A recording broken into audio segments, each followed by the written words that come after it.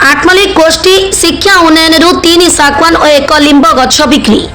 अनुगोल जिला आठमल्लिक विज्ञापित अंचल परिषद में बसस्टाण्ड निकट में पीईओ ऑफिस परिसर 3टी सागवान गछ गोटे बड़ लिंब गछ बिक्री हो जाइथिबार अभियोग होईछि। अभियोग संपर्क में बीईओ दासरथी सुंडी को पचारिबारु गछ बिक्री संपर्क में से जानि नथिबा कहिसंती। तेबे कार्यालय परिसर गछ किए नेला और किपरि नेला पचारिबारु तार उत्तर देई पारु नाहंती। एटा सूचना योग्य जे गत ज्येष्ठ मासरे आसीथिबा घूर्णिझड़ रे एक पुरातन लिंब गछ माड़ी बसिथिला। यह सरकारी संपत्ति होइथिबारु गछ उठाइबा पई बीईओ वनखंड अधिकारी को पत्र लिखिबा कथा। ते वनखंड अधिकारी को कौन पत्र लिखि नाहंती बोली स्पष्ट करिसंती। ते मौका देखि बीईओ कार्यालय केतेक असाधु कर्मचारी उक्त गछ को बिक्री कर दैछंती। गछ किनिथिबा लोक लिंब गछ सहित 3 फुट गोलाईर 3टी सागवान गछ नै जाइछंती। तेज गछ बिक्री घटना को नहीं साधारण उत्तेजना सृष्टि होईछि।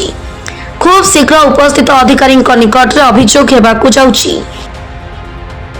आठमल्लिक सुरम्य पडमाली रिपोर्ट साई सत्य न्यूज।